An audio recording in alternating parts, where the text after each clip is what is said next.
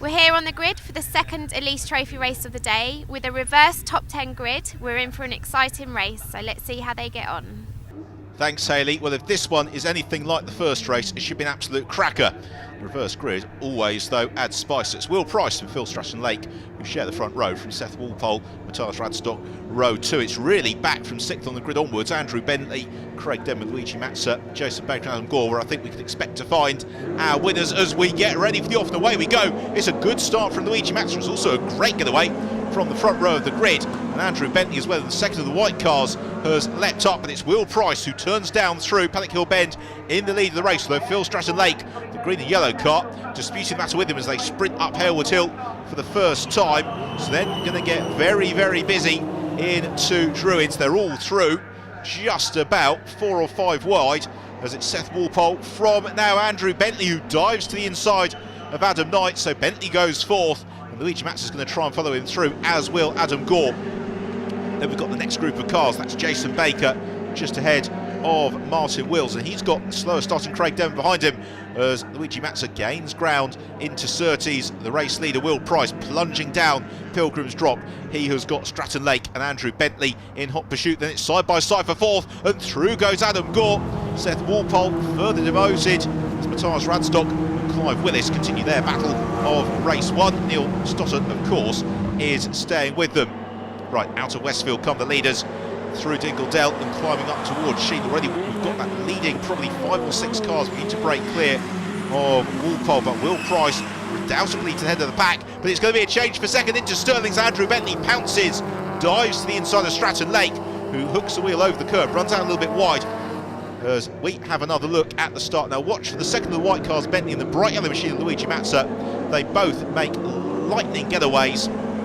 Andrew Bentley in particular challenging for 4th by the time they hit the brakes for Paddock Hill Bend. Very impressive stuff. Nose to tail now for lead the race coming through Paddock Hill Bend, and Bentley's got the inside line and looks to dive to the inside of Will Price. So it's Andrew Bentley who takes the lead. Will Price slips down to 2nd, and then there's that slight gap now back to Phil Stratton-Lake, who's doing a good job of maintaining 3rd position despite the best efforts of Adam Gore. Now this is good news for Andrew Bentley. This is Bentley's opportunity to possibly try and make a decisive break in these early stages. But as you could just see there at the back of the shot, Adam Gore through into 3rd, and Luigi Mazza looking to follow through as well. So as Bentley extends his advantage over Will Price, Price has got his mirrors full already of Adam Gore, Phil Stratton-Lake and Luigi Mazza staying with them. Stratton-Lake, there he is, the number 43 car. Always seems to go well here at Brands Hatch, one of his strongest circuits on the calendar. He's at the moment very much in the hunt for the podium placings.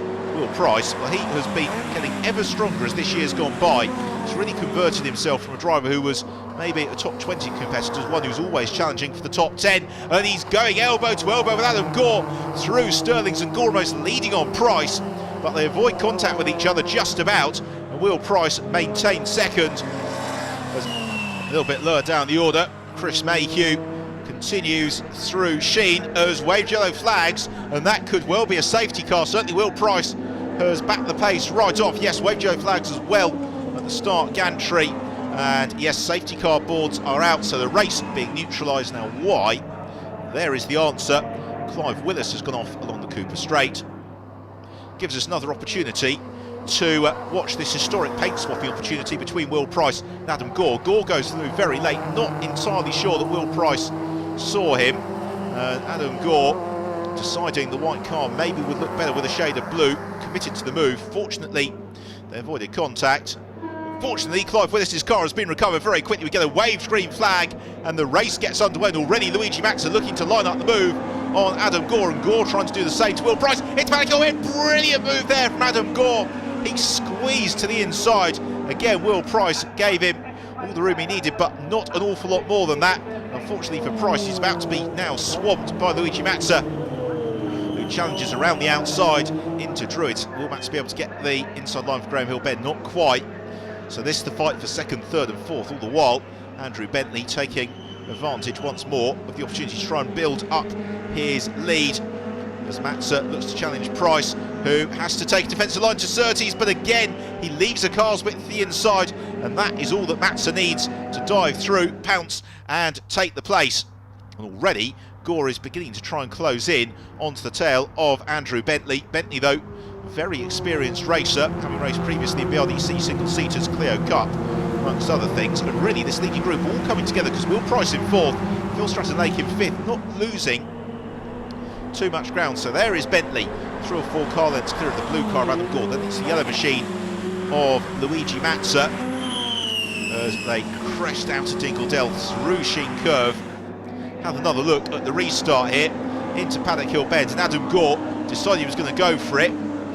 Braking light comes on very, very late, elbows his way through, does the job. Spectacular to watch, and the large crowd here enjoying the Lotus Festival sunshine will have thoroughly enjoyed that, as now Gore and Matza have come on to terms with Andrew Bentley.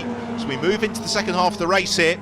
Bentley going to have to work very, very hard if he wants to claim victory. Getting the car a little bit squirrely on the brakes, down through Paddock Hill Bend, then climbing up towards Druids. Bentley, though, he's not taking a defensive racing line. He's going to make Adam Gore and Luigi Matza do this the hard way, and Bentley knows the only real chance he's got of winning this race is just by sticking to the racing line, and hoping really that Gore and Matza overexert themselves. But Adam Gore gets a lot of momentum coming out of Graham Hill Bend. Further back is looking equally frantic. Simon Oakley just clear of Dan Plant as they all venture down out of Druids. It's David Hay who is currently head of the queue. Hay, I should add, not the same as his namesake, the boxer. As now a challenge for the lead. Adam Gore looking to the outside of Andrew Bentley, but Bentley's got the inside line through Hawthorns. Adam Gore, though, finds the pace. Brilliant move that from Gore. Bentley's going to look to fight back into Westfield, and Matza attempting to follow through as well. And he's gone through. So in the blink of an eye, Adam Gore, from challenging for the lead, shuffled down into third position. Andrew Bentley sticking to his ground, but he's now got Luigi Matza taking his turn at challenging him. And Matza contemplating the inside line into Sterling's again, though. Although Matza was moving all over the place, Andrew Bentley picked a line and decided to stick to it. Go back to the Dan Plant, Martin Wills, Simon Oakley and Graham Foley battle. So the two Simon Oakley motorsport cars bookending that scrap. So they plunge down through Westfield. It is the boss, Simon Oakley, who is leading that scrap. It's then Martin Wills, first the white cars, then Dan Plant, and that has allowed David Hay and Steve Edwards just to break clear of this squabbling quartet. Around Sterling's they all come for a very steep downhill run to clearways. Meanwhile, the leaders heading up towards Druids once more, and we're getting very, very deep into this race. And Andrew Bentley was very deep on the brakes in Druids, and that's a golden opportunity for Luigi Matza.